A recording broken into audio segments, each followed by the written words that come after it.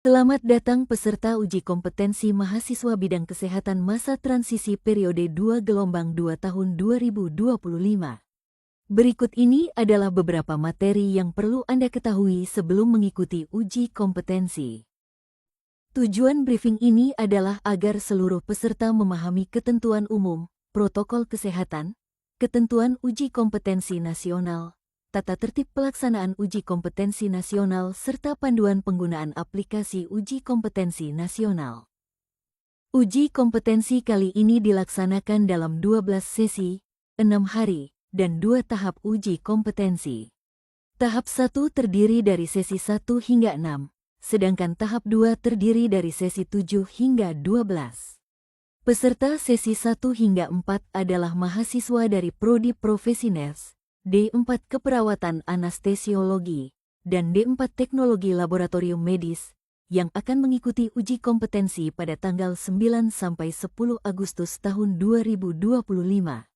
Peserta sesi 5 hingga 8 adalah mahasiswa dari Prodi D3 Keperawatan, D3 Teknologi Laboratorium Medis, D3 Sanitasi, dan D3 Optometri, yang akan mengikuti uji kompetensi pada tanggal 11-12 Agustus tahun 2025.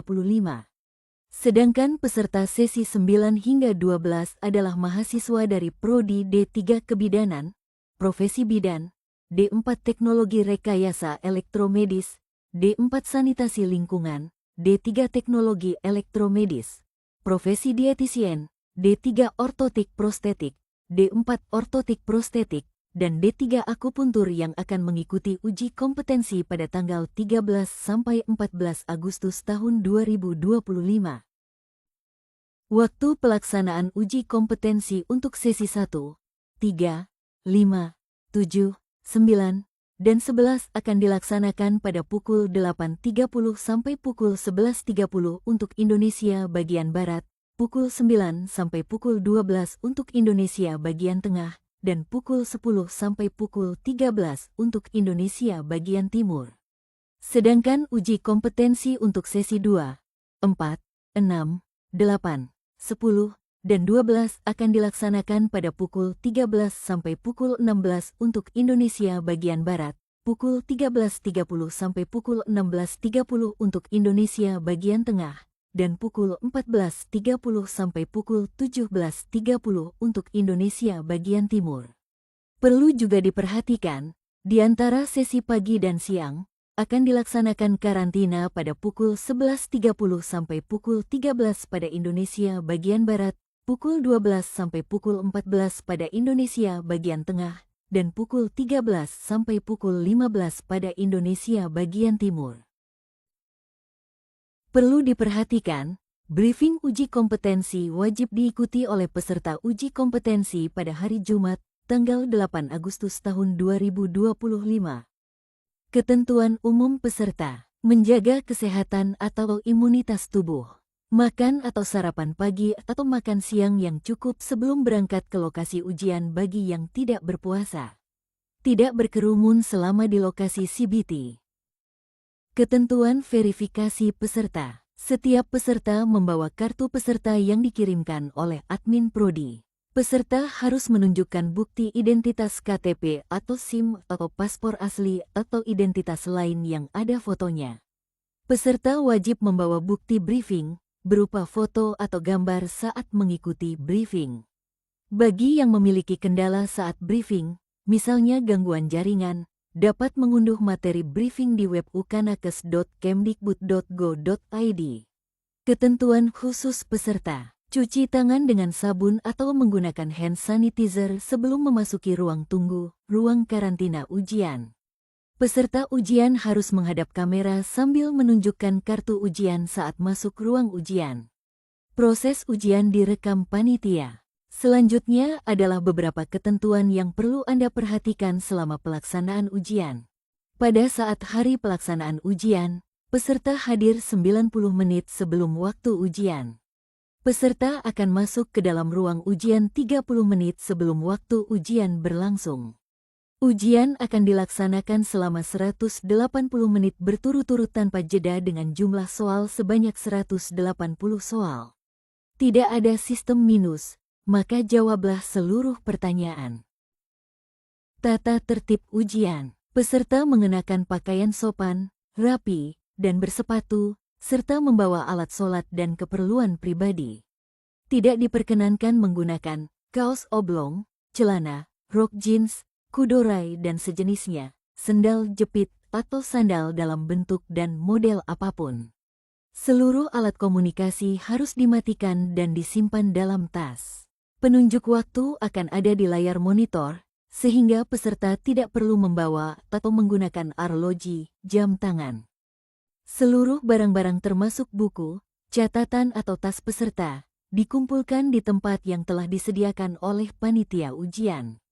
Peserta dihimbau untuk tidak membawa barang berharga yang tidak diperlukan untuk pelaksanaan ujian. Segala risiko kerusakan ataupun kehilangan barang yang dititipkan adalah tanggung jawab setiap peserta. Peserta sesi 1, 3, 5, 7, 9 dan 11 dapat menitipkan makanan atau minuman dan perlengkapan sholat untuk dapat disimpan di ruangan karantina.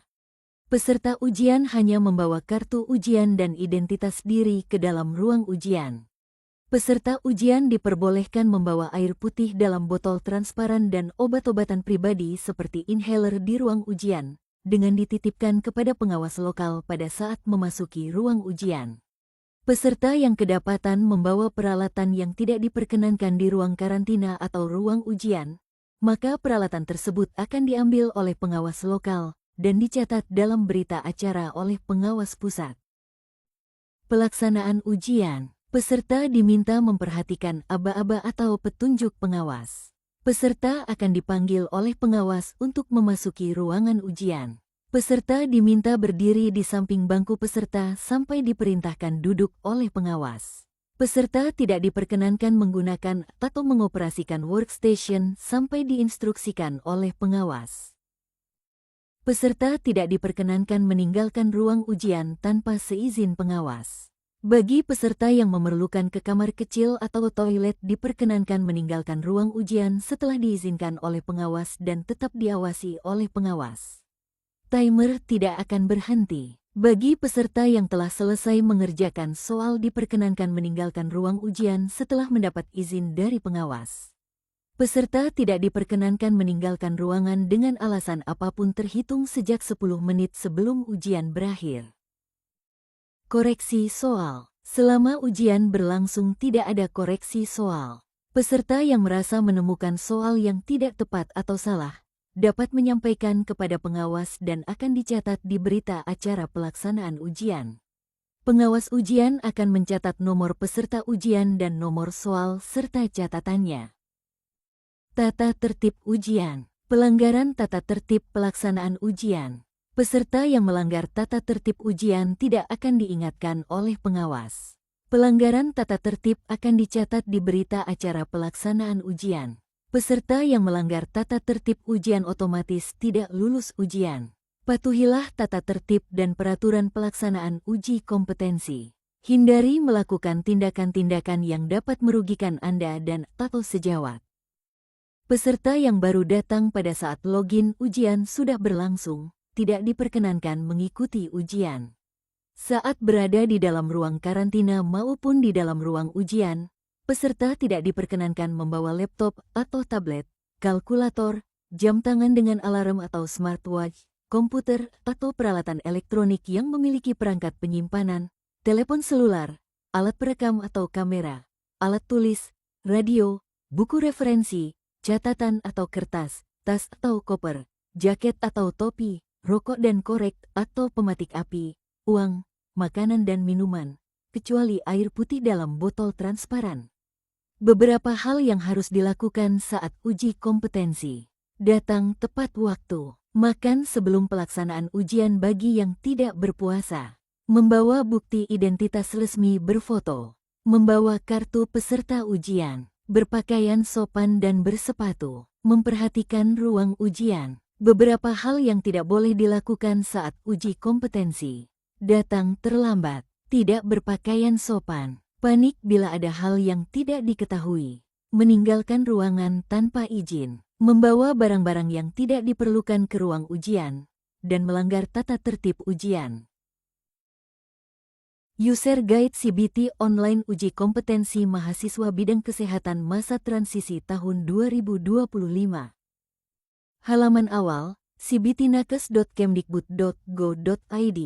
Pada halaman ini, peserta melakukan pemilihan prodi yang sesuai. Halaman login. Pada halaman ini, peserta memasukkan username dan password yang telah diberikan serta captcha yang tampil di layar. Halaman tata tertib ujian. Pada halaman ini, peserta diwajibkan membaca dan menyetujui tata tertib ujian yang tampil di layar. Komponen halaman ujian. Pada halaman ini, peserta diberikan kesempatan untuk menjelajahi dan mencoba komponen-komponen yang tersedia seperti badan soal dan lead-in, opsi jawaban, timer, rekapitulasi soal, tombol untuk kembali ke halaman sebelumnya, tombol untuk lanjut ke halaman berikutnya, serta di bagian bawah terdapat tombol untuk memilih nomor soal dan status soal yang memiliki kode warna berikut. Merah jika soal belum dijawab, hijau jika soal sudah dijawab, dan oranye jika soal diberi tanda ragu-ragu. Pada sudut kanan atas juga diberikan tombol untuk melihat nilai normal jika diperlukan. Nomor soal tertera di samping kiri atas, badan soal. Soal ujian terdiri dari badan soal, atau vignette, dan pertanyaan, atau lead-in. Opsi jawaban terdiri dari 5 opsi yang hanya dapat dipilih salah satu. Apakah A, B, C, D, atau E? Pada bagian kanan atas soal, terdapat tombol nilai normal yang dapat dimanfaatkan oleh peserta melihat acuan batas normal yang diperlukan untuk menjawab soal, seperti tekanan darah, kadar gula darah, kadar trombosit, jumlah eritrosit, dan lain-lain. Pada bagian kanan bawah pertanyaan, terdapat tombol ragu-ragu yang dapat dimanfaatkan oleh peserta untuk menandai soal apabila masih ragu-ragu dalam menentukan jawaban. Warna nomor soal di bagian bawah akan berubah menjadi oranye jika peserta mengaktifkan tombol ragu-ragu tersebut. Pada bagian bawah opsi jawaban, terdapat tombol-tombol nomor soal yang dapat dimanfaatkan oleh peserta untuk berpindah dari satu nomor soal ke nomor soal yang lain. Warna nomor soal juga merupakan petunjuk status dari soal tersebut. Apakah soal belum dijawab, ditandai dengan nomor soal berwarna merah, soal sudah dijawab, ditandai dengan nomor soal berwarna hijau, dan nomor soal berwarna oranye menunjukkan soal diberi tanda ragu-ragu. Pada bagian kanan tombol-tombol nomor soal, terdapat tombol selanjutnya dan tombol sebelumnya yang dapat dimanfaatkan oleh peserta untuk berpindah ke halaman sebelumnya atau ke halaman berikutnya. Pada bagian kanan atas terdapat timer yang menunjukkan sisa waktu ujian. Pada bagian kanan bawah, terdapat rekapitulasi soal yang menunjukkan jumlah soal yang belum dijawab, sudah dijawab, dan ragu-ragu. Setelah melakukan eksplorasi atau tur komponen halaman ujian, peserta diarahkan menuju halaman tata tertib untuk membaca dan menyetujui tata tertib tersebut agar dapat mengaktifkan tombol lanjut. Setelah tombol lanjut aktif, peserta dapat mengerjakan ujian dengan mengklik tombol lanjut yang ada di kanan bawah panel pengenalan sistem. Apabila terdapat tulisan ujian belum bisa dimulai, peserta dipersilahkan menunggu pengawas pusat mengaktifkan ujian. Apabila ujian sudah mulai diaktifkan oleh pengawas pusat, maka tombol akan berubah menjadi mulai ujian. Klik tombol tersebut setelah ada aba-aba dari pengawas pusat untuk memulai ujian. Akan muncul soal ujian dan perhitungan mundur waktu ujian dimulai. Sekian materi briefing peserta uji kompetensi mahasiswa bidang kesehatan masa transisi tahun 2025. Selamat berjuang. Tetap semangat, semoga sukses dan salam sehat.